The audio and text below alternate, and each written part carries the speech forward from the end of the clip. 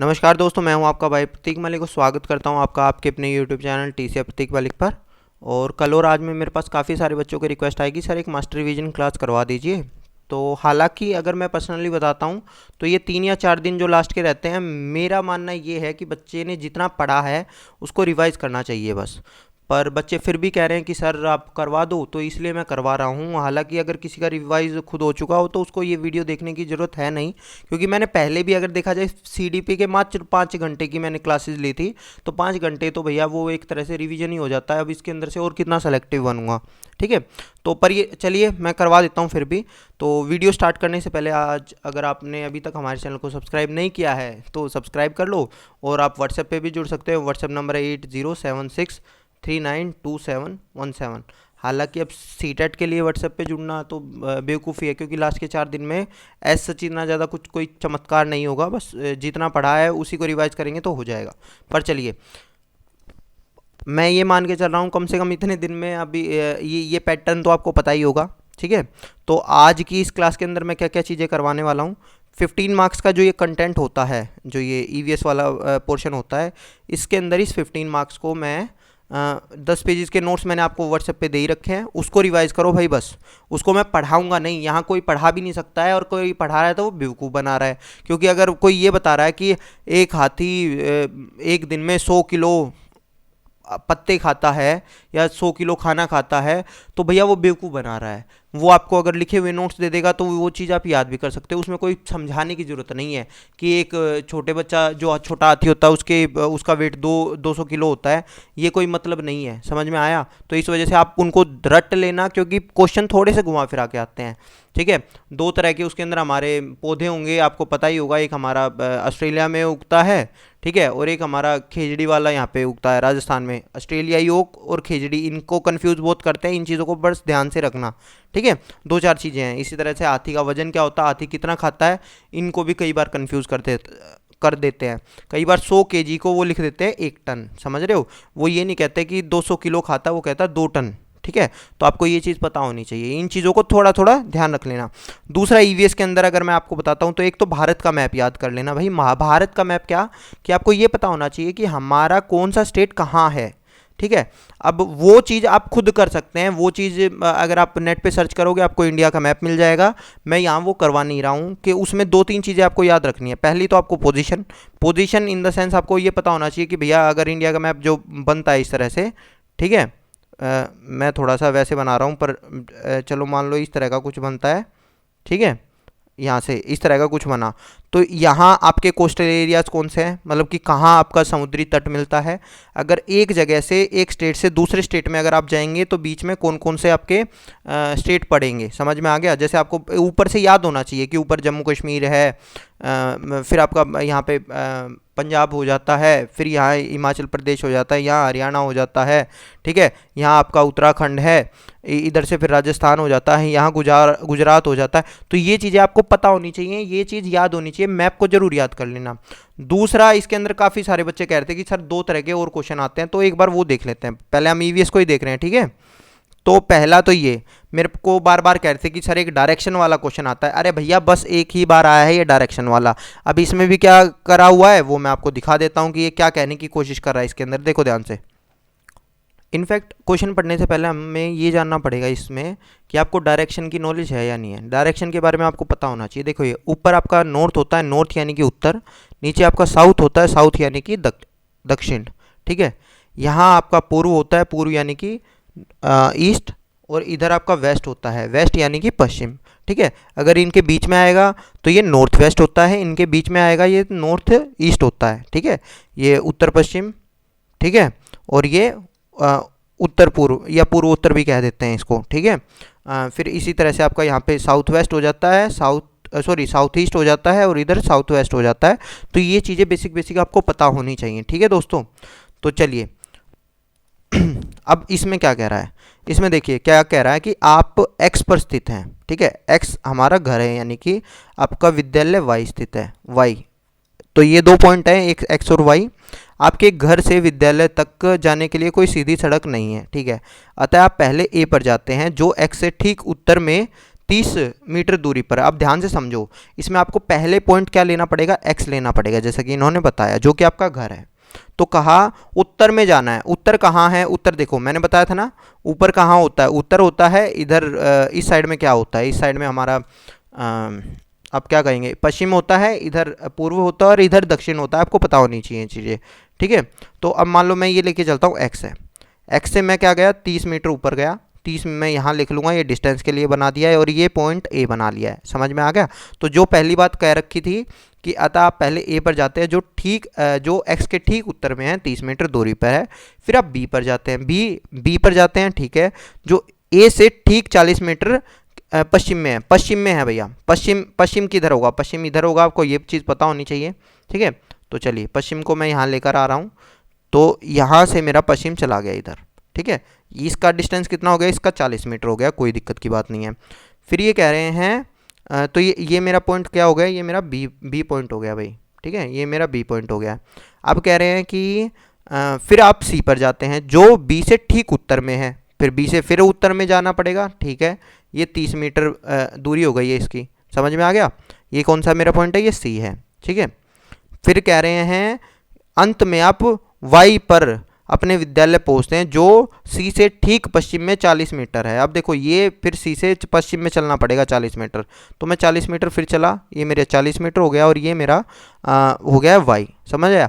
Y क्या है मेरा, वाई मेरा स्कूल है, समझ रहे हो। वाई मेरा क्या है, स्कूल है। और एक्स मेरा क्या है, एक्स मेरा घर है, ठीक है। विद्यालय के सापेक्ष आपके घर की सही दिशा बताइए। अब समझो, एक चीज़ समझो, अगर मैं ये पूछता हूँ कि विद्यालय की दिशा क्या है, मैं अपने घर से कौन सी दिशा में गया, तो ये जगह देखो, जब मैंने ऐसे बताया था तो मैंने बताया था ये वाली जगह कौन सी होती है, ये मेरी होती है उत्तर पश्चिम, ठीक है। ये वाली जगह कौन सी होती है मेरी, ये उत्तर पश्चिम होती है। तो अगर मैं ये पूछता कि स्कूल हमारा कौन सी दिशा में है, तो स्कूल मेरा उत्तर पश्चिम में होता। कि मेरे घर के, देखो कभी भी अगर मैं दिशा बताता हूँ ना, तो दिशा किसी के एक सापेक्ष में होती है। दिशा ऐसा नहीं होता कि एक पॉइंट, 2 पॉइंट मेरे रहेंगे, ठीक है, 2 पॉइंट रहेंगे, इस पॉइंट से मेरी इस पॉइंट की क्या दिशा है, तो वो पोजीशन होती है। आपका समझ में आया, पोजीशन या डायरेक्शन आप कह सकते हैं उस चीज़ को। तो ये रहती है मेरी। तो अब यहाँ मैंने पूछा है कि विद्यालय के सापेक्ष में आपकी घर की स्थिति है, यानी अगर विद्यालय को मैं ये मानूं कि यहाँ से मैं चला और मैं घर पे पहुँच रहा हूँ, तो मैं कौन सी जगह पहुँचूंगा। तो यहाँ देखो ये कुछ इस तरह का है, ये वाली लाइन है क्रॉस में डायगनली। तो ये कौन सी स्थिति थी, ये मेरा ईस्ट था, ठीक है, और ये मेरा साउथ था। तो मेरा साउथ ईस्ट हो गया है, साउथ ईस्ट आप इसको बोल सकते हैं, इसको दक्षिण पूर्व बोलेंगे, तो यही मेरा उत्तर है। समझ रहे हो, इसका उत्तर दक्षिण पूर्व है। तो एक तो इस तरह के क्वेश्चन है भाई, आपको ये चीज़ पता होनी चाहिए। अब थोड़ा सा एक तो और तरह का क्वेश्चन आ जाता है, ये बच्चे बार बार कहते हैं कि सर ये बता दो ये किस तरह का क्वेश्चन होगा। हालांकि मैथ्स के अंदर हमने इस तरह के क्वेश्चन करवाया हुआ है, लेकिन फिर भी उनको ईवीएस में प्रॉब्लम हो रही है, थोड़ा सा बता देते हैं। ये भी क्वेश्चन पढ़ते हैं। कह रहे हैं कि कोई व्यक्ति 29 नवंबर 2019 को एक एक्सप्रेस ट्रेन में सूरत यानी गुजरात से नागरकोइल यानी केरल जाने के लिए बैठा। यह ट्रेन सूरत से 19:45। आपको पता होना चाहिए, ट्रेन में जब भी ट्रेन की बात आएगी तो वहाँ 24 आवर का कैलेंडर चलता है, AM PM नहीं होता, वहाँ पे 24 आवर होता है। तो वहाँ पे जैसे अगर मैं ये वाला टाइम बताऊँ तो ये बना हुआ 7:45 रात के, मतलब शाम के आप कह सकते हैं, ठीक है। उसके बाद में जब चली है और 1 दिसंबर 2019 को पहुंची है, कोई दिक्कत की बात नहीं है भाई, सुबह पहुंच गई 11:45 पे, ठीक है। तो अब ये कह रहे हैं यदि सूरत से नागरकोइल की दूरी ये है, तो भैया सिंपल एक चीज़ है। देखो अगर मेरे को औसत चाल यानी कि स्पीड मेरे को निकालनी है, स्पीड निकालने का फॉर्मूला क्या होता है, स्पीड निकालने का फॉर्मूला मेरा सीधा होता है कि मेरा डिस्टेंस दिया होगा, ठीक है, डिवाइड में मेरा टाइम दिया होगा, कि जितना डिस्टेंस है डिवाइड में मैं टाइम कर दूंगा। अब यहाँ सारा लफड़ा है टाइम का, कि आपको ये देखना पड़ेगा आपका टाइम कितना है, ठीक है। तो पहली बात आपको ये पता होनी चाहिए, नवंबर की बात है, तो यहाँ पे देखो ये क्वेश्चन बहुत सेट, हर तरह से सेट करके दिया है। 29 तारीख नवंबर की है, तो आपको ये पता होना चाहिए कि आपका नवंबर में कितने दिन होते हैं, 30 दिन होते हैं। डायरेक्ट ये क्वेश्चन नहीं पूछ रहे, लेकिन इसके अंदर अपने आप में ही है ये चीज़ें, ठीक है। तो भैया 29 तारीख से 30 नवंबर तक अगर मैं 7:45 तक देखूंगा तो 24 घंटे हो गए हैं, कोई दिक्कत की बात नहीं है। वो अगले दिन 1 दिसंबर को पहुंच रहा है, यानी कि मान लो आज 29 है, कल 30 होगी और परसों 1 होगी, तो वो परसों पहुंचेगा। तो यानी कल शाम को अगर मैं सही 24 घंटे बाद देखूं तो शाम के 7:45 होंगे। ठीक है, कोई दिक्कत की बात नहीं है। तो 24 घंटे वो हो गए हैं। उसके बाद में सुबह सुबह तक 7:45 तक कितना टाइम हो जाएगा, 12 घंटे और हो जाएंगे। टोटल 36 घंटे हो गए। टोटल 36 घंटे कब तक हुए हैं, परसों सुबह तक। परसों सुबह कब तक की, 7:45 तक। टाइम पहुंच कितने बजे रही है, 11:45 के, यानी कि इसमें 4 घंटे और जोड़ देंगे, यानी कि पहले जो 36 घंटे हुए थे, 24 घंटे पहली शाम से दूसरी शाम तक के, अगले 12 घंटे आपके शाम से लेके सुबह तक के, और अगले 4 घंटे जो सुबह 7:45 से दिन में 11:45 तक की, ये टोटल आपके 40 घंटे हो गए हैं। तो टाइम आपका निकल गया कि 40 घंटे में ट्रेन पहुंची है। था कितना, 21 20, डिवाइड कर लेना 40 से, आ जाएगा आंसर भैया, सीधा आंसर आ गया 53। कोई दिक्कत की बात नहीं है। तो इस तरह का क्वेश्चन होगा, इसमें डरने की जरूरत है नहीं। तो बस ये तो हो गया है। तो भैया ईवीएस के लिए जो हम बात कर रहे थे, ठीक है, ईवीएस के लिए तो आपका हो गया है मेरे हिसाब से। जो आपका कंटेंट वाला पार्ट था उसके अंदर इतना ही आएगा, इसी तरह के क्वेश्चन आएंगे और आपको ज़्यादा डरने की जरूरत है नहीं। ठीक है, तो ये हो गया है। हिंदी और इंग्लिश का मैं करवाऊंगा नहीं, क्योंकि मैंने बताया था पैसे जाते हैं। अब एक बार सीडीपी कर लेते हैं फटाफट। ठीक है, चलिए।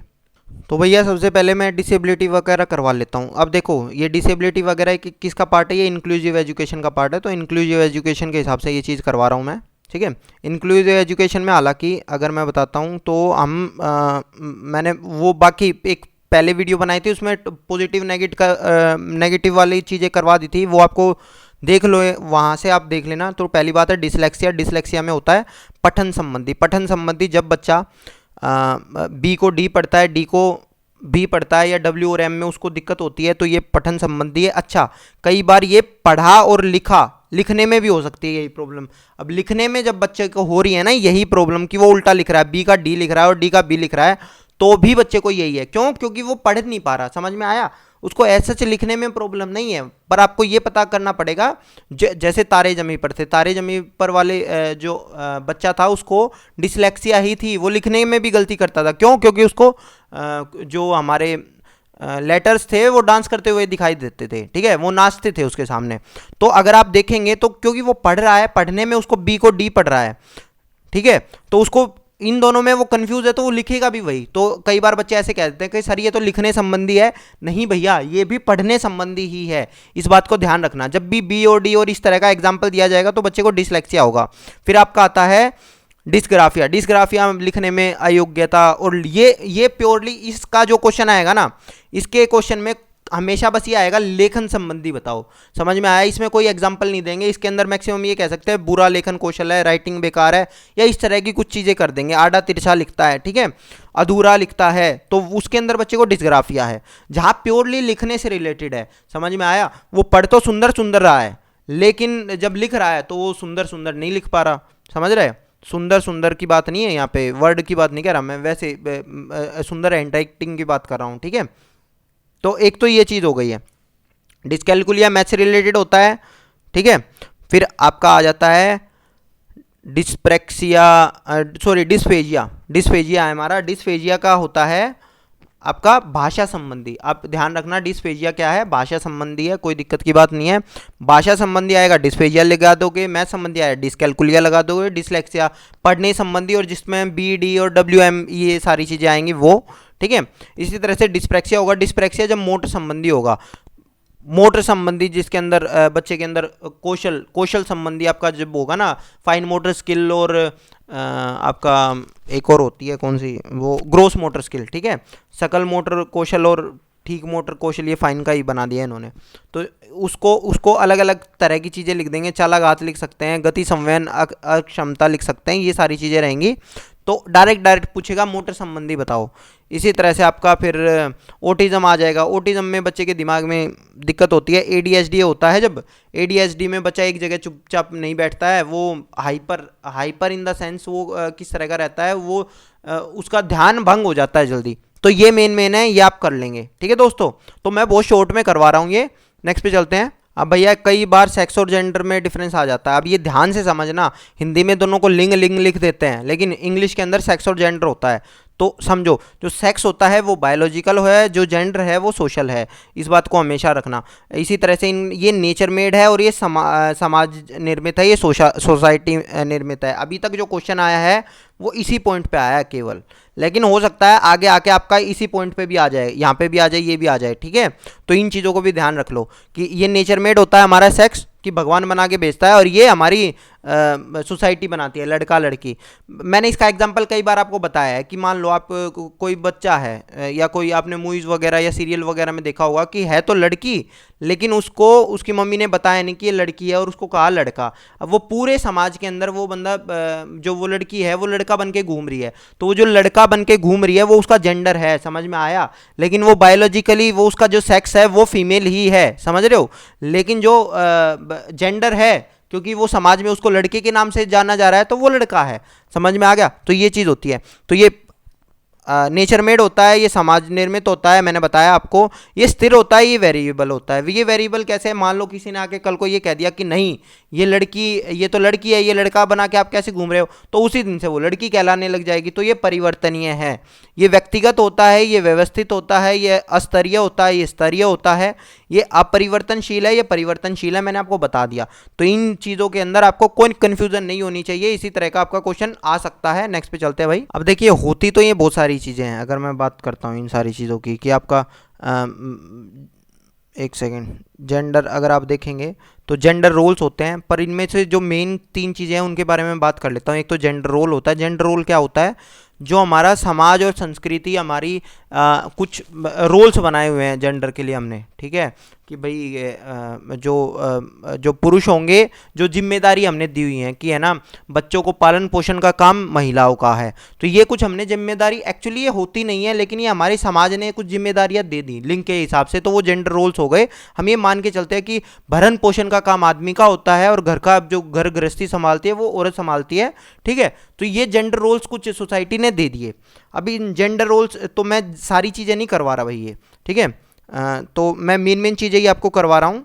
तो इसके बेस पे आपका आता है जेंडर स्टीरियोटाइप, समझ लेना है। इसी के बेस पे क्या होता है, मेरा जेंडर स्टीरियोटाइप होता है कि जब सोसाइटी ने जेंडर रोल दे दिए, उसके बाद अगर कोई बंदा उस जेंडर रोल से कुछ हटके करने का काम करता है, तो हम ये सोचते हैं कि ये तो कर ही नहीं पाएगा। मान लो कोई लड़की ये कहती है कि मैं बाहर काम करूंगी, समझ रहे हो, तो हम ये सोचते हैं कि ये बाहर काम कैसे कर सकते हैं, इसको तो घर में रहना चाहिए। तो वो जेंडर स्टीरियोटाइप है, समझ में आया। कई जगह जेंडर मिथ में और जेंडर स्टीरियोटाइप में बच्चे कंफ्यूज हो जाते हैं। सीटेट में भी एक बार क्वेश्चन आया, और सीटेट में एसएसटी में भी क्वेश्चन आया था, सीटेट के पेपर 2 में। तो वो दिखा देता हूँ। उन्होंने एग्जाम्पल दिए थे कि इनमें से बताओ जेंडर स्टीरियोटाइप के कौन सा है, जेंडर स्टीरियोटाइप इनमें से क्या है, आपके हिसाब से आंसर क्या होगा। तो कह रहे हैं girls are more talented than boys, फिर कह रहे हैं girls can do only household work, girls can do all types of work which a boy can do, girls should get equal opportunity as boy. तो देखो भाई, ये सारी चीज़ें तो हमारा, ये लास्ट के 2 तो हो ही नहीं सकते, ठीक है। ये जेंडर स्टीरियोटाइप नहीं है, क्योंकि उसके अंदर कुछ गलत सी बात कही मिलेगी। अब बात करते हैं पहले और दूसरे के अंदर। तो पहला कहा गया है girls are more talented than boys, और सेकंड में कहा गया है girls can do household work. अब समझो, जब जेंडर रोल के हिसाब से हम किसी भी उनको ये कहेंगे ना कि इनको ये करना चाहिए, ये नहीं करना चाहिए, तो वो तो होता है हमारा स्टीरियोटाइप, समझ में आया। लेकिन जब हम इस तरह की बातें कर देंगे कि girls are more talented than boys, या boys are stronger than girls, तो ये जेंडर मिथ होते हैं। ये क्या होते हैं, ये जेंडर मिथ होते हैं। इस बात को ध्यान से समझ लेना।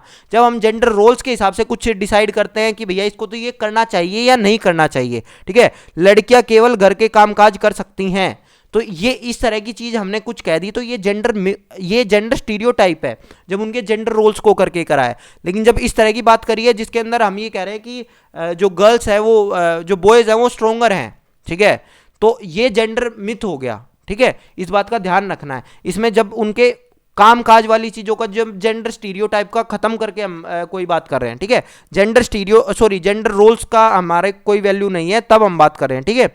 नेक्स्ट पे चलते हैं। तो भैया जब ये जेंडर स्टीरियोटाइप हो जाता है, उसके बाद में हम उसके हिसाब से जेंडर बायस हो जाते हैं बंदों के लिए। हम फिर उनको ये काम देना बंद कर लेते हैं। समझ में आया? पहला होता है जेंडर रोल। जेंडर रोल के हिसाब से हम हमारे दिमाग में एक छवि बन गई है कि जेंडर स्टीरियोटाइप की, ये तो कर ही नहीं सकती है, ये तो ये ही केवल काम कर सकती है। ये मेनली हमारा काम करने से रिलेटेड होता है क्योंकि वो जेंडर रोल्स होते हैं। समझ में आ गया? उसके बाद में हम फिर जेंडर बायस हो जाते हैं कि हम उसको दूसरी तरह का काम देंगे ही नहीं, कि ये तो ये कर ही नहीं सकती है, इस वजह से हम उसको दे नहीं रहे। ठीक है?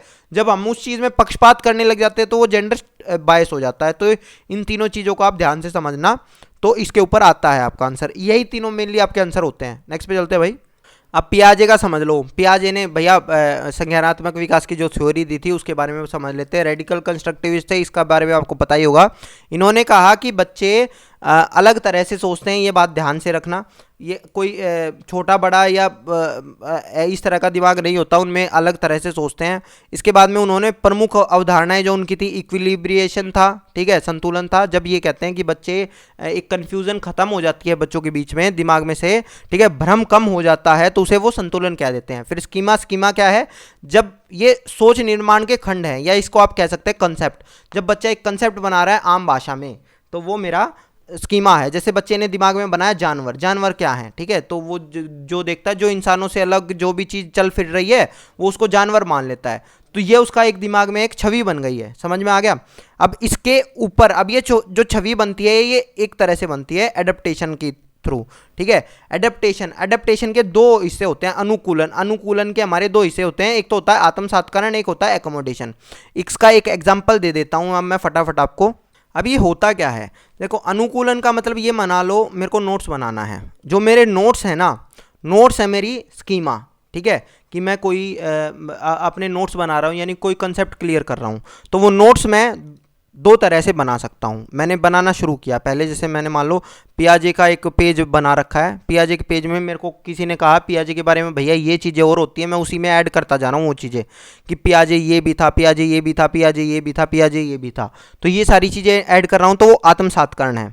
फिर अगला, ठीक है, अब वो काम कर ही रहा है उसके ऊपर, पियाजे के अंदर लिख ही रहा है। फिर मैंने एक लाइन ऐसी बोल दी जो कोहलबर्ग के बारे में बोल दी, तो अब मैंने 4-5 पेजेस छोड़े, और 4-5 पेजेस छोड़ के मैंने एक अलग बना लिया पेज, जिसके ऊपर मैंने ऊपर टॉपिक लिख दिया कोहलबर्ग की। अब जो ये चीज़ें आएंगी वो कोहलबर्ग के बारे में आएगी, तो वो होता है एकोमोडेशन, वो समायोजन होता है। देखो इसके अंदर होता क्या है, आत्मसात करने के अंदर क्या होता है, मौजूदा स्कीमा पे आप नई जानकारी फिट कर रहे हो, यानी कि जो मौजूदा आपका पियाजे है ना, पियाजे के बारे में आप जितना जानते हो उसमें कुछ ऐड ऑन कर रहे हो, पियाजे पियाजे पियाजे पियाजे के अंदर ऐड ऑन कर रहे हो।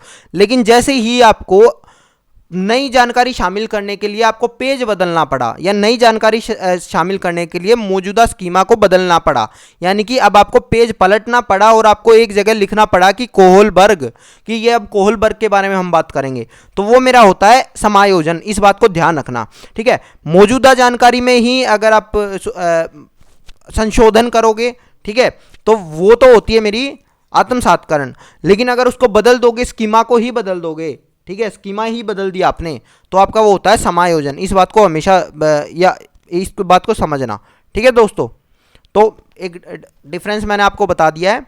उसके बाद में अब देखो इसके 4 स्टेजेस होती हैं जो इन्होंने बताई थी। पहला स्टेज क्या है, सेंसरी मोटर स्टेज है, अलग अलग नाम दे रखे हैं, 3-3 है हिंदी में, देख लेना भैया आप। अब इसके अंदर क्या कहता है, ये कहता है इमिटेशन यूज करता है बच्चा, इसके अंदर देखकर सीखता है। मेंटल रिप्रेजेंटेशन होता है। ऑब्जेक्ट परमानेंस 18 महीने बाद आती है। ऑब्जेक्ट परमानेंस क्या होती है कि कोई चीज़ मेरे सामने नहीं है तो मैं उसको ये नहीं मानता कि वो मैं ये मानता हूँ पहले कुछ टाइम तक, 18 महीने से पहले तक, कि वो चीज़ जो मैं फील कर पा रहा हूँ वही चीज़ मेरे सामने है, बाकी कोई चीज़ ऐसी है ही नहीं, मतलब एग्जिस्ट ही नहीं करती है। मान लो मेरे सामने कोई खिलौना था, अब वो खिलौना बोलता था, तो वो उसकी आवाज़ ना मुझे सुनाई दे रही, ना मुझे वो दिखाई दे रहा, ना मेरे वो हाथ में है कि मैं उसको टच करके फील करूं। तो जिसको मैं सेंस नहीं कर पा रहा, जिसको मैं महसूस नहीं कर पा रहा देख सुनकर, तो वो मेरे को ऐसा लगता है वो है ही नहीं दुनिया में। मान लो मैं किसी एक कमरे में बैठा हूं तो मेरे को ऐसा लगता है वो कमरा ही मेरी पूरी दुनिया है और इससे बाहर कोई दुनिया है ही नहीं, तो होता है ऑब्जेक्ट परमानेंस। समझ में आ गया। फिर आपका गोल डायरेक्टेड बिहेवियर, आप समझ लो इस चीज़ को, ये गोल डायरेक्टेड बिहेवियर है। ये दो अलग अलग थ्योरिस्ट ये मानते हैं कि गोल डायरेक्टेड बिहेवियर, कुछ तो ये कह देते हैं कि ये हमारा लेवल 1 में आ जाती है, बच्चे के अंदर पहले लेवल में आ जाती है। कुछ लोग कहते हैं कि ये लेवल 2 में आता है, जब हमारा जो स्टेज सेकंड आएगी उसके अंदर आता है। तो अगर आपका ऑप्शन इनमें से कोई एक ही होगा, ठीक है। या तो आपका स्टेज 1 में मांगेंगे या स्टेज 2 में मांगेंगे। अगर आपके दोनों ऑप्शन हो गए तो आपको आंसर लगाना है स्टेज 2। मान लो दोनों आंसर नहीं है और स्टेज 1 है तो आप स्टेज 1 आंसर लगा देना। समझ में आ गया। अब नेक्स्ट है हमारा स्टेज 2। स्टेज 2 के अंदर देखो एनिमिज्म होता है। एनिमिज्म बच्चे के अंदर स्टार्टिंग में होता है कि वो हर जो जो जीववाद क्या होता है कि हर चीज़ को वो ये सोचता है कि ये चीज़ चल सकती है मतलब सॉरी मतलब जीवित है। वो निर्जीव और सजीव के अंदर डिफरेंस ही नहीं कर पाता, ठीक है। तो ये होता है जीववाद। नेक्स्ट पे चलते हैं। फिर आपका पलटावी, उसको एक काम का एक हिस्सा करना आता है, जैसे उसको ताला खोलना तो आता है पर बंद करना नहीं आता, तो ये पलटावी होता है। अनपलटावी होता है। देखो एक होता है पलटावी गुण, वो नेक्स्ट स्टेज में आएगा, वो पलटना शुरू कर देता है, इसको बोलते हैं इरिवर्सिबिलिटी यानी अनपलटावी, ठीक है। फिर एक आता है आपका केंद्रन। केंद्रन के अंदर क्या होता है, उसके अंदर बच्चे की वेब यही चिंतन नहीं कर सकते बच्चे, अभिसारी चिंतन जो आपका हो जाता है। देखो इसका मानना ये है कि बच्चे की जो सेंट्रेशन होता है, केंद्रण होता है, बच्चे का फोकस हमेशा एक पॉइंट पे रहता है कि मेरे को ये चीज़ करनी है या मुझे ये करना है। उसकी सोच फैली हुई नहीं होती, उसकी सोच एक ही तरफ होती है। तो आपको पता होगा जो अभिसारी चिंतन होता है वो क्या होता है, वो एक ही तरह से सोचता है, ठीक है। और एक आपका होता है अपसारी चिंतन। अपसारी चिंतन में क्या होता है कि जो क्रिएटिव बच्चों के अंदर ज़्यादा होता है, जिसके अंदर क्रिएटिव बच्चे ज़्यादा करते हैं, ठीक है। तो उसमें क्या होता है कि बच्चे अलग अलग चीज़ें सोचते हैं, अलग अलग चीज़ को, एक ही पॉइंट को पाने के लिए अलग अलग तरह से सोचते हैं। तो बच्चे के अंदर वो नहीं होता, बच्चे की सोच बहुत संकुचित होती है, इसलिए इसको बोलते हैं सेंट्रेशन, केंद्रण। और अगली स्टेज में, अगला जो स्टेज आएगी, देखो इसके अंदर प्रॉब्लम है। अगर आप देखोगे, अगर मैं इसका पूरा पूरा देख के बताएं तो पहले वाले में जो आपकी बच्चे का विकास हो रहा है ना, बच्चे के विकास में पहले कुछ प्रॉब्लम्स होंगी, अगली स्टेज में वो हट जाएंगी। तो जैसे आपने देखा बच्चा हर चीज़ को जीववाद वगैरह चीज़ें हैं, ठीक है, तो ये चीज़ें अगली स्टेज में ख़त्म हो जाएंगी। समझ रहे हो, वो इस स्टेज में इस तरह की हैं। तो इसमें होता है ईगोसेंट्रिज्म, उसकी स्पीच जो उसका होता है वो ये सोचता है कि हर कोई मेरी तरह ही सोच रहा है।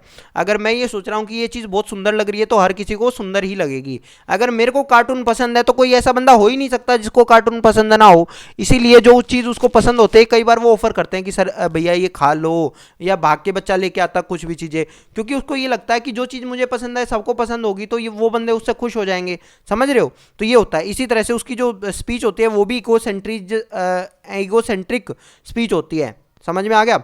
इसी तरह से उसकी थिंकिंग होती है वो क्या होती है, तर्कहीन थिंकिंग होती है, इंट्यूटिव थिंकिंग होती है। नेक्स्ट स्टेज में हमारी लॉजिकल थिंकिंग आ जाएगी। पहली में तो क्या था, पहली में तो कुछ था ही नहीं, बच्चा देख कर कॉपी कर रहा था और इस तरह की चीज़ें कर रहा था।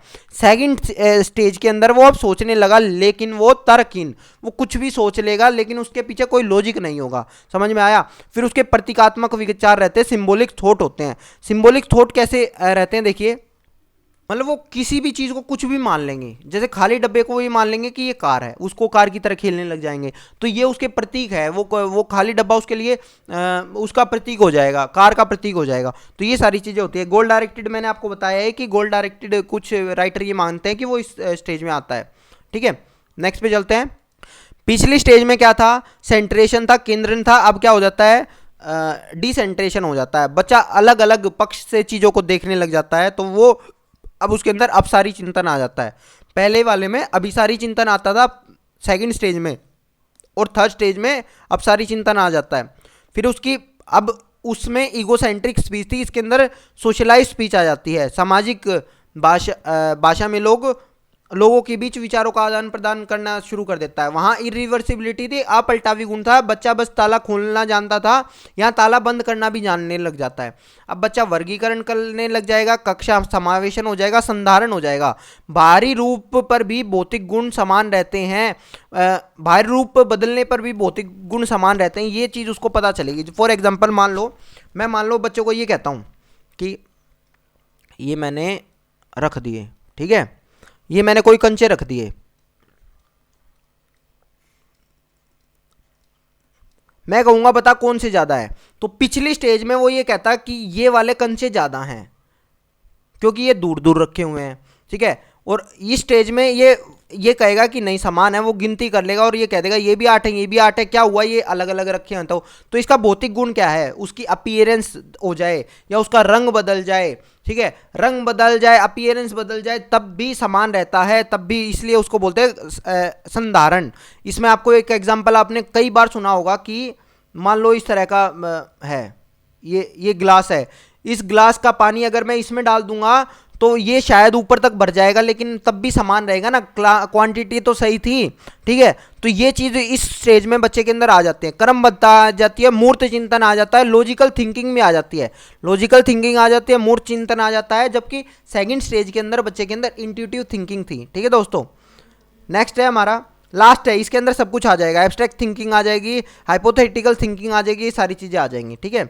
अब इसकी आलोचना क्यों की गई है, ध्यान से समझ लो इसको। संस्कृति को इसने नज़रअंदाज किया है, छोटे बच्चों को कम आंका है, ठीक है। परीक्षण और शिक्षा पर ध्यान नहीं दिया है, इन्होंने कहा है कि ट्रेनिंग और इसकी कोई वैल्यू है ही नहीं, और इसके चरणों में बदलाव हम नहीं कर सकते, चरण स्थिर रखे हैं इन्होंने। तो ये भी इसका आलोचना के हिसाब से है, और भाषा को कम महत्व दिया है इन्होंने, ठीक है दोस्तों। नेक्स्ट पे चलते हैं। अभी इसी का होता है जो हमारा पियाजे था, पियाजे का ही एक मोरल डेवलपमेंट भी है, वो भी समझ लो, ज़्यादा आता नहीं है इसमें से, बस ये समझ लो विषमता से स्वायत्तता की ओर है। ये कहते हैं विषम चरण, और इसको ट्रांजिशनल पीरियड कह देते हैं। ये 4 से 7 में और फिर 10 से 13 में इस तरह का कुछ चीज़ था। इसमें उसकी जो सोच होती है वो कठोर होती है पहले स्टार्टिंग में, ठीक, कठोर सोच होती है, नैतिक यथार्थवाद होता है, और इसको बाधाओं की नैतिकता भी कहा गया है, क्योंकि इसमें नियम बदले नहीं जाते। इसके अंदर कह दिया कि जो चीज़ है वो वैसे ही है, समझ रहे हो। जबकि आपकी जब स्वायत्तता की ओर है तो उसके अंदर नियम वो बदल सकता है और नियमों को चुनौती देता है, ठीक है। इसलिए इसको सहयोग की नैतिकता भी कहा जाता है। तो ये तो आपने समझ लिया होगा, ये 10 से 14 साल में हो जाती थी, और वो 7 से 10 साल 4 से 7 साल में बच्चे को जो कह दिया वो उसी चीज़ को मानेगा, वो मान ही नहीं सकता कि जो चीज़ उसको बताई गई है वो गलत भी हो सकती है। यहाँ पे वो क्वेश्चन उठाने लग जाता है। तो पियाजे ने इतना ही काम किया था इसके ऊपर और वो छोड़ दिया था। फिर बात की थी इस पर कोहलबर्ग ने टोटल 6 चरण दिए थे, 3 स्तर दिए थे, ठीक है। तो आपको ये पता होना चाहिए। पहले स्तर का नाम था पूर्व परंपरागत। इसमें समझ लो, इसके अंदर इसमें मेन चीज़ क्या थी, इसके अंदर मेन चीज़ थी जो पियाजे कहते थे कि इसके अंदर बाहरी रूप से नियंत्रित होता है हमारा, जितना भी हम जो चीज़ करते हैं वो बाहरी रूप से नियंत्रित होता है, मतलब हमको कोई और ही कंट्रोल करता है। कैसे कोई और कंट्रोल कर लेगा? पहली बात तो हम या तो उससे डरेंगे या उससे ओबीडियंस, इसको बोलते हैं पनिशमेंट एंड ओबीडियंस। तो बच्चा सजा से बचने के लिए नियमों का पालन करता है, मुख्य कारण भय होता है इसके अंदर, फियर की वजह से करता है। दूसरी बात क्या होती है? व्यक्तिवाद, उद्देश्य या प्रयोजन या विनियम। तो इसके अंदर क्या होता है कि इंडिविजुअल पर्पस एंड एक्सचेंज। इसके अंदर बच्चा क्या करता है कि अगर 2 बच्चे आपस में लड़ रहे होते हैं, क्योंकि इसने मुझे मारा इसलिए मैं भी इसको जरूर मारूंगा, समझ में आया? या ये होता है कि हम उसको ये बहका देते हैं कि बेटा एक काम करो, अभी तुम इसको एक चॉकलेट दे दो, शाम को हम तुम्हारे लिए और चॉकलेट ले आएंगे। तो हमने उसको बहका दिया, तो वो या तो बहक के इस तरह का कुछ काम करते हैं। तो ये होता है, मतलब उनकी जो मोरालिटी होती है वो अपने आप से किसी को चॉकलेट नहीं दे रहा, वो उसको बस आपने ये कह दिया कि इसके बदले तेरे को कुछ मिलेगा। तो वो एक तरह से लालच वाली जो चीज़ है ना, इसके अंदर या तो भय होगा या लालच होगा। इस बात को ध्यान से समझ लेना, समझ में आया? भय, लालच और बदला, मैं ये 3 चीज़ें मानता हूं कि ये पहली वाला जो स्तर होता है, ये 3 चीज़ें इसके अंदर होती हैं। भय वाली चीज़ ये हो जाएगी जिसके अंदर बच्चा भय से काम कर रहा है, और लालच या बदले की वजह से सेकंड वाले में काम करेगा, जो सेकंड स्टेज है। थर्ड स्टेज होती है, इसके अंदर होता है दूसरों की मंजूरी के आधार पर। दूसरों की मंजूरी के आधार पर कैसे होता है, ध्यान से समझो। पहला तो होता है कि अच्छा लड़का लड़की, good boy good girl concept होता है। इसके अंदर क्या होता है, बच्चा अपनी इमेज सुधारने के लिए काम करता है कि अगर मान लो मैं स्कूल में हमेशा सबसे जल्दी पहुंचूंगा तो मेरे को सब अच्छा कहेंगे, ठीक है। तो वो चीज़ होती है। दूसरा होता है कि मैं स्कूल में इसलिए पहुंच रहा हूं क्योंकि मेरा एक सोशल सिस्टम है, क्योंकि रूल बनाया हुआ है और वो रूल मेरे को तोड़ने नहीं है, मैं ये मान के चल रहा हूँ। तो ये मेरा हो जाता है सोशल सिस्टम, समझ में आ गया? तो इसके अंदर हमारा जो रहेगा, हम दूसरों से मंजूरी, तो मंजूरी हमारा जो सिस्टम है, सिस्टम से मंजूरी होगी या किसी एक आदमी से मंजूरी होगी, इसलिए हम काम करते हैं। फिर तीसरा होता है जिसके अंदर हम विशुद्ध रूप से स्वयं की सोच या स्वयं के मूल्यों के आधार पर काम करते हैं। पहले वाले में क्या होगा कि हम हमें व्यक्तिगत उसके लिए, हम अपने व्यक्तिगत स्वार्थ के लिए नियम तोड़ने लग जाते हैं। इस स्टेज के अंदर नियम टूटते हैं, ये बात ध्यान रख लेना। पहली स्टेज के अंदर तो नियम वगैरह जो सारी चीज़ें होती हैं वो डर या फिर बदले या भय की वजह से आप मानते हैं। सेकंड वाले में हमारी सोच समझ इतनी हो जाती है कि हमें अपनी इमेज बनानी है और हमें भय वगैरह, हम इन चीज़ों में नहीं पड़ेंगे। और तीसरी स्टेज होती है जिसके अंदर हम नियम तोड़ने लग जाते हैं। पांचवा जो चरण होता है ना, ये सॉरी तीसरा लेवल कह रहा हूं मैं, पांचवा जो स्टेज रहेगी, पांचवी स्टेज के अंदर हम क्या करेंगे, पांचवी स्टेज के अंदर हम खुद के लिए नियम तोड़ेंगे और छठी स्टेज के अंदर हम बाकी लोगों के लिए भी नियम तोड़ देंगे। समझ रहे हो? हमारा अगर कुछ नुकसान भी हो रहा है हम तब भी नियम तोड़ देंगे, कोई दिक्कत की बात नहीं है। ठीक है, तो ये चीज़ें हैं। अब देखो इसके ऊपर एक और चीज़ बताता हूँ। इसके कोहलबर्ग जब ये कर रहे थे ना, तो इसके अंदर आपके टोटल जो एक नैतिक तर्क होता है, एक होते हैं नैतिक दुविधा। नैतिक तर्क क्या होता है? जब आप सही या गलत सवालों के बारे में निर्णय लेते हैं, समझ लो, आपको ये जानना है कि आपने कोई चीज़ सही की है या सही गलत की है, तो वो आपका नैतिक तर्क होता है कि भैया मैंने ये किया तो ये मैंने क्यों किया, वो आपका तर्क होता है। एक होती है नैतिक दुविधा। जब ये कोहलबर्ग ने ये काम किया ना, तो उसने 9 नैतिक दुविधाएं दी थी। मोरल डिलेमास बोलते हैं उनको, 9 मोरल डिलेमास थे। ठीक है, तो अलग अलग 9 स्टोरीज थी। 9 स्टोरियों को सुनाया गया था बच्चों को, बूढ़ों को, हर तरह को। उसके आधार पे उन्होंने बच्चों के नैतिक तर्क या लोगों के नैतिक तर्क लिए थे। उन नैतिक तर्कों के हिसाब से उन्होंने उनका नैतिक विकास का स्तर जाना था। और ये मेनली हमारे लड़कों का था। ये चीज़ आपको पता होनी चाहिए। समझ में आ गया? तो ये कितनी थी? हमारी 9 नैतिक दुविधाएं थी जिनके ऊपर ये बनाया गया है, और उनके नैतिक तर्क लिए गए, उसके आधार पर ये किया गया। उनको दुविधाएं दी गई, जो दुविधाएं किस तरह की थी कि इसने ठीक किया या गलत किया, तो उन्हें उसके अंदर एक नैतिक तर्क या नैतिक निर्णय लेना था। समझ रहे हो? तो ये सारी चीजें हैं। अब इसका थोड़ा सा और आगे पढ़ लेते हैं। अब इसकी 4 मेनली आलोचनाएं की गई हैं। पहली बात तो इसके अंदर कहा गया है कि संस्कृति की अनदेखी की गई है, कि इसके अंदर एक कल्चर विशेष के बारे में बात की गई है, हर कल्चर के बारे में बात नहीं की गई।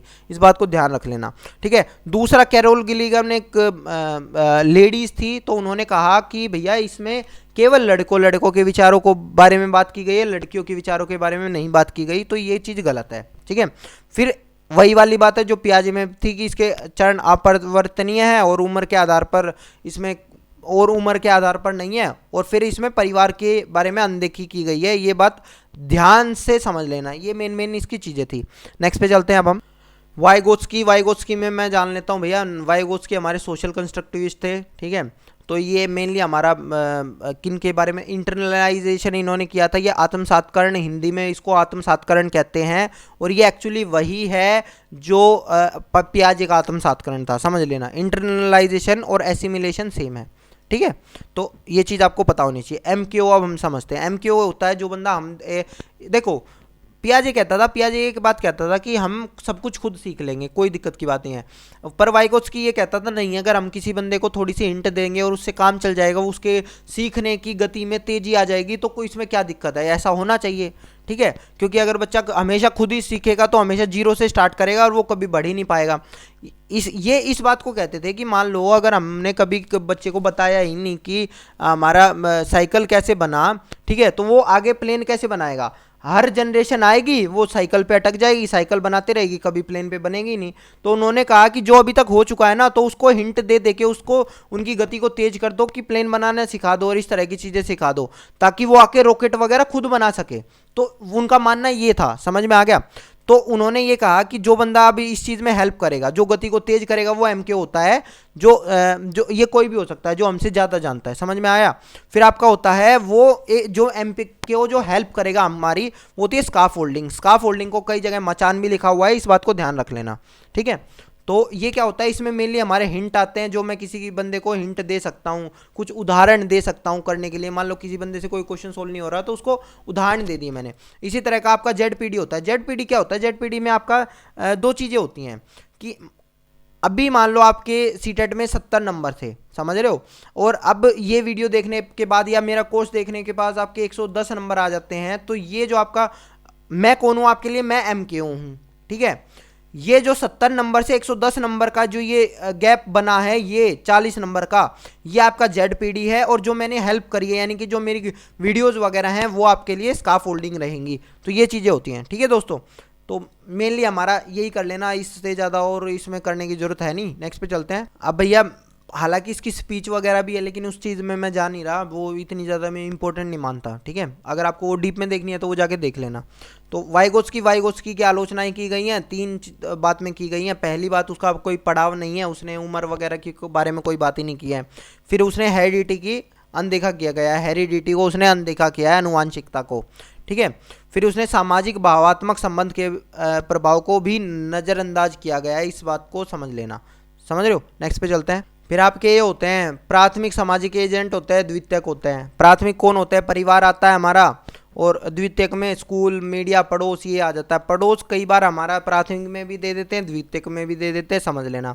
एक हमारा सक्रिय सामाजिक एजेंसियाँ होती हैं, वो कौन सी होती है? जहाँ पे हम जाके बात करते हैं, एक दूसरे से मिलते जुलते हैं, ठीक है, वो हमारा सक्रिय सामाजिक एजेंसी होती है। और निष्क्रिय कौन सी होती है? जहाँ पे हम एक दूसरे से बात नहीं करते और चुपचाप जाते हैं, आ जाते हैं वापस, वो हमारा जैसे पुस्तकालय हो गया।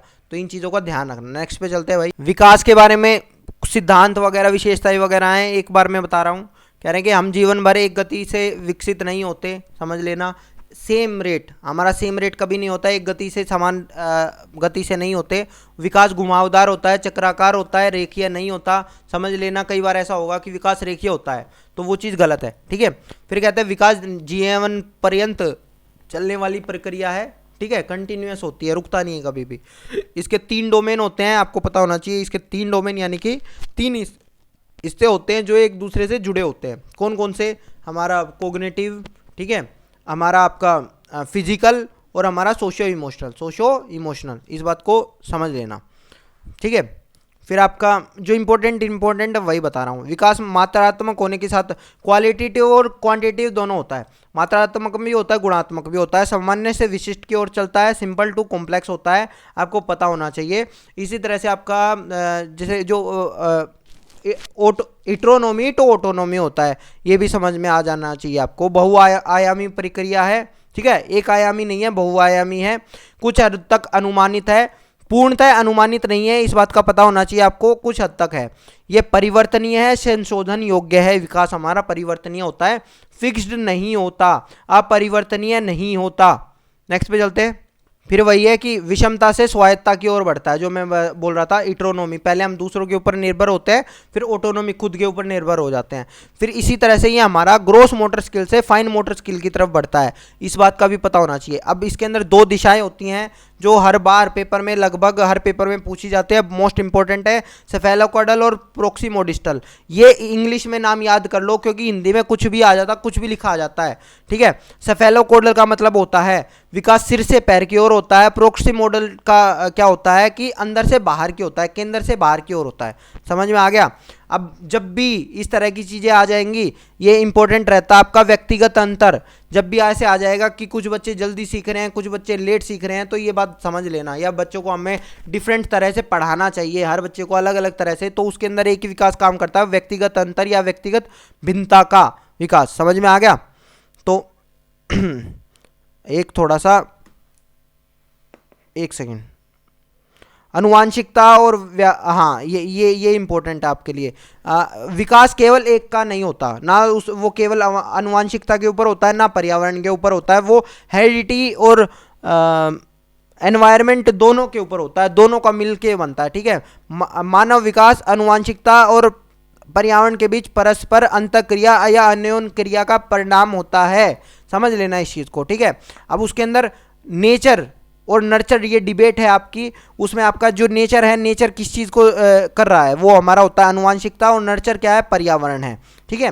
तो इसके अंदर आपका जीन हो गया, जो माता पिता से मिले हैं, या जो सारी चीज़ें मिली है, ये हमारा नेचर से रिलेटेड होता है। तो इसका भी उतना ही फर्क पड़ता है जितना हमारा पोषण का, पालन पोषण का पड़ता है, ठीक है। तो इन चीज़ों को ध्यान रख लेना। एक सेकेंड, नेक्स्ट पे चलता हूँ भाई। कुछ बच्चे मेरे को ये कह रहे थे कि विकास की अवस्थाएं बता दो सर। तो विकास की अवस्थाएं भैया ये होती हैं, मोटा मोटी ध्यान से समझ लो। इन्फेंसी होती है, पूर्व शिशु अवस्था 0 से 2 तक। फिर आपकी अर्ली चाइल्डहुड 2 से 5 तक हो जाता है, मध्य चाइल्डहुड 6 से 12 तक हो जाता है, बालिका में 6 से 10 साल तक कह देते हैं, उत्तर बाल्यावस्था 13 से 14, और आपका बालिकाओं में अलग अलग हो जाती है। ठीक है, मेनली अगर मैं आपको बताऊं तो इसके अंदर भी आप देखोगे तो इसमें भी आपका 10 से आपका इसको बांटा हुआ है 10 से 12 आपका होता है उत्तर बाल्यावस्था, कई बार कह देते हैं इसको। ठीक है, या पूर्व किशोरावस्था इसको कह देते हैं। तो इन चीज़ों का ध्यान रखना, ये हर किताब में अलग अलग होगा, इस वजह से मैं इसको पढ़ाता नहीं हूँ, ना ये इस तरह का क्वेश्चन आएगा। मोटा मोटी आपका जो मेन क्वेश्चन बन सकता है ना वो यही बन सकता है कि आपकी किशोरावस्था बता दो, इतना ही आप याद करो, इतना ही, इससे ज़्यादा आपको याद करने की जरूरत है नहीं। इसका स्क्रीनशॉट ले लेना, अगर आपको ज़्यादा दिक्कत हो तो आपको मिल जाएगा। नेक्स्ट पे चलते हैं भाई। आकलन में अब 3 तरह के आकलन होते हैं, सीखने के लिए आकलन, सीखने का आकलन, सीखने के रूप में आकलन। जो सीखने के लिए आकलन होता है उसके अंदर हम जब पढ़ाने के बीच में कुछ आकलन करने लग जाते हैं, ठीक है, जो पढ़ाने के लिए अच्छा होता है तो वो सीखने के लिए आकलन होता है। फिर होता है सीखने का आकलन, जो आपका जो स्तर होता है, सतर होता है, उसके एंड में आप करते हैं। ठीक है, आपका साल खत्म होने वाला है, आपने ये देखना है कि बच्चे को कितना आया कितना नहीं आया वो। ठीक है, सीखने के रूप में आकलन, इसके अंदर मेनली हमारे बच्चे एक दूसरे से क्वेश्चन पूछते हैं, बच्चे एक दूसरे से बात करते हैं। ठीक है, तो वो सीखने के रूप में आकलन होता है। ठीक है, तो या इसमें स्वयं का भी आकलन कर सकते हैं और एक दूसरे का भी आकलन कर सकते हैं, तो ये दोनों चीज़ें आ जाती हैं। तो जब भी बच्चे एक दूसरे का करेंगे तो सीखने के रूप में आकलन होगा, जब हम बच्चे को पढ़ाते पढ़ाते कुछ आकलन उसका करेंगे तो सीखने के लिए आकलन होगा, और एंड में अगर हम ये देखेंगे कि हमने जो पढ़ाया है वो सही पढ़ाया या नहीं पढ़ाया, वो सीखने का आकलन होगा। इस बात को ध्यान रख लेना। ठीक है दोस्तों, अब एक बार और दिखा देता हूँ कुछ चीज़। कभी भी जो हम आकलन है वो कभी भी इसलिए नहीं करेंगे कि बच्चों को रैंक देना है, मार्क्स देना है, अलग करना है। ठीक है, हायर एक्सपेक्टेशन करनी है, कंपटीशन करना है, तुलना करनी है, उत्तीर्ण पास फेल के लिए हम कभी भी नहीं करेंगे। इस बात का ध्यान रख लेना। हमारा जो आकलन रहेगा, हमेशा हमारा आकलन किस तरह से रहेगा, अब की शिक्षण उपागम में परिवर्तन के लिए हमारे टीचिंग अप्रोच हमें चेंज करनी होगी अगर हमारा रिजल्ट ख़राब आ रहा है या इस तरह का। ठीक है, मोटिवेशन के लिए हमारा ये इनबिल्ट प्रोसेस होता है, अलग से हमें करने की ज़रूरत नहीं होती है आकलन का, ये माना गया एनसीएफ के द्वारा। फिर ये होता है, ये अधिगम को आगे लेके जाता है। ये पोर्टफोलियो मूल्यांकन, अब देखो 2 चीज़ें होती है, एक होता है एनेक्डोटल रिकॉर्ड होता है, एक होता है पोर्टफोलियो मूल्यांकन होता है। पोर्टफोलियो मूल्यांकन करने के बाद में ही हमारा एनेक्डोटल रिकॉर्ड बनता है, या कैसे भी आप कह सकते हैं। ये पोर्टफोलियो क्या होता है, पोर्टफोलियो बनाते हैं बच्चों का उसके अंदर काम होता है, बच्चे अपना सारे साल का काम उसके अंदर रखते हैं। ठीक है, वो उसको बोलते हैं पोर्टफोलियो। अब उसको हम देखते हैं, उसके आधार पे हम उनको देखते हैं, तो वो उसको बोलते हैं पोर्टफोलियो असेसमेंट। फिर टीचर पूरे साल उनके ऑब्जर्व करता है, उनको ऑब्जर्व करता है, उसके लिए वो अपना एक रिकॉर्ड बनाता है, उसको बोलते हैं एनेक्डोटल रिकॉर्ड।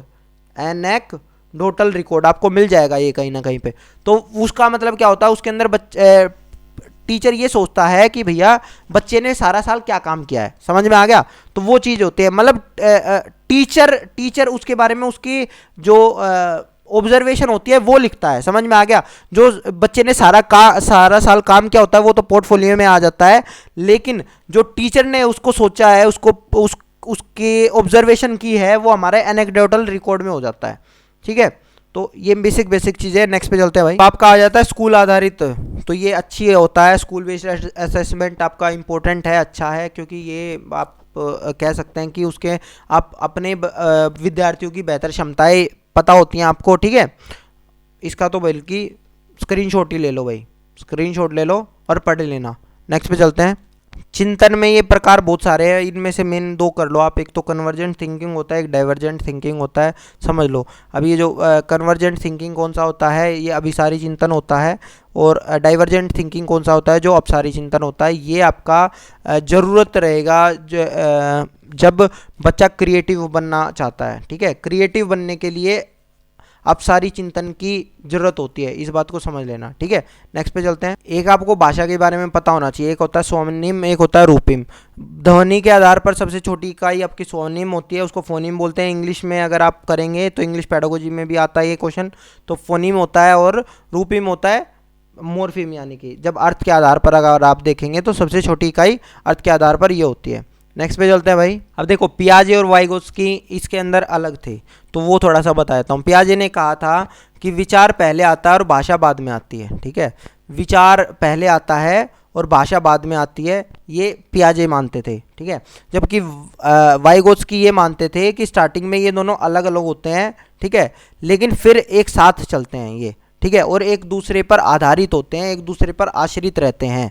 तो शुरू में ये दो अलग अलग गतिविधियां होती हैं, वाइगोत्स्की का ये मानना था, लेकिन बाद में आके ये दोनों एक साथ एक दूसरे पर आश्रित हो जाते हैं, ठीक है। तो ये चीज़ें थी। अब इसके अंदर पहली बात थी अहम केंद्रित भाषा, जिसमें वो सामान्यतः खुद से बात करता है। इसको पियाजे ने कहा अहम केंद्रित भाषा। और जब वो दूसरों से, और इसमें वो क्या करता है, उसमें वो वाक्यांशों को दोहराता है और उसके लिए उसको किसी श्रोता की जरूरत नहीं होती। इसमें वाक्यांशों को दोहराता है वो, और उसको किसी दूसरे बंदे को श्रोता की जरूरत नहीं होती। फिर आपकी होती है सोशलाइज स्पीच, सामाजिक भाषा, जिसमें विचार जो बच्चा है वो एक दूसरे से बात करने लग जाता है बाहर वाले बंदे से, उसमें सामाजिक भाषा आ जाती है। समझ में आ गया। अब देखो वाइगोत्स्की क्या कहते हैं, ये तो छोड़ देते हैं, ये तो इतनी इंपॉर्टेंट नहीं है। डायरेक्ट यहाँ आते हैं निज भाषा। निज भाषा या व्यक्तिगत भाषा या उदासीन भाषा या प्राइवेट स्पीच, ये क्या होती है? ये बच्चे अक्सर खुद से बात करते हैं। देखो पियाजे जिसको ईगोसेंट्रिक स्पीच बोलता है ना, ये उसको बोलता है प्राइवेट स्पीच, कि बच्चे खुद से बात करते हैं। लेकिन इसके अंदर एक चीज और जोड़ दी कि बच्चे उससे खुद से बात क्यों करते हैं, क्योंकि वो अपने आप को गाइड करते हैं जोर जोर से बोल के, समझ रहे हो, अपने अक्सर काम करते हो खुद से बात करते हैं और खुद को निर्देशित करते हैं, ठीक है, ये आपका हो जाता है। तो ये चीज़ होती है, मतलब आप जब सोचते हो ना, सोचते रहते हो, लेकिन आप इतनी तेज से सोचने लग जाते हो कि अच्छा इसने ये किया, इसने ये किया, तो वो आपकी प्राइवेट स्पीच हो जाती है, ठीक है। फिर आपके होते हैं इनर स्पीच या साइलेंट स्पीच। साइलेंट स्पीच आपकी क्या होती है? जब आप जो आप सोचते हो ना, वो आप दिमाग में ही सोचते रहते हो और दिमाग में ही खुद से बात करते रहते हो। इसमें टोटली जो बातें थी, इसमें पूरी तरह बात थी कि खुद से बात करने की। खुद से वाइगोत्स्की कहते हैं हम दो तरह से बात करते हैं, एक तो खुद से बोल बोल के बात करेंगे तो उसको बोला गया है निज भाषा, ठीक है, और एक जब खुद से चुपचाप बात करते रहते हैं तो वो होती है आंतरिक भाषा। नेक्स्ट पे चलते हैं। और चॉम्स्की ने तो कहा ही है कि एक निश्चित ज्ञान के साथ पैदा होते हैं बच्चे, ठीक है, बच्चों में जन्मजात भाषा क्षमता होती है। नेक्स्ट पे चलते हैं भाई।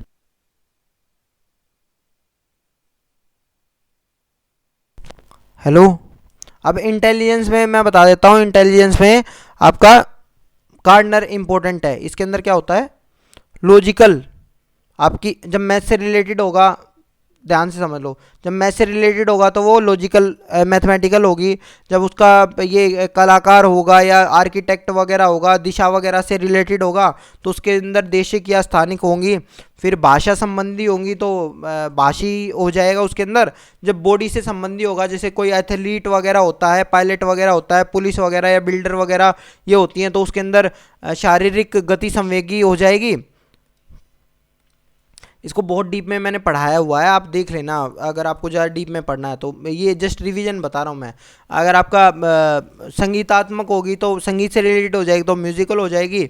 अगर कोई बंदा किसी के बारे में जानता होगा दूसरे बंदे के बारे में तो वो इंटरपर्सनल हो जाएगी। अगर अपने बारे में बात करेंगे तो वो इंट्रापर्सनल हो जाएगी। नेचर के बारे में बात करता होगा तो वो प्राकृतिक हो जाएगी। इसी तरह से अगर अध्यात्म वगैरह की बात करेगा तो वो अस्तित्वपरक हो जाएगी।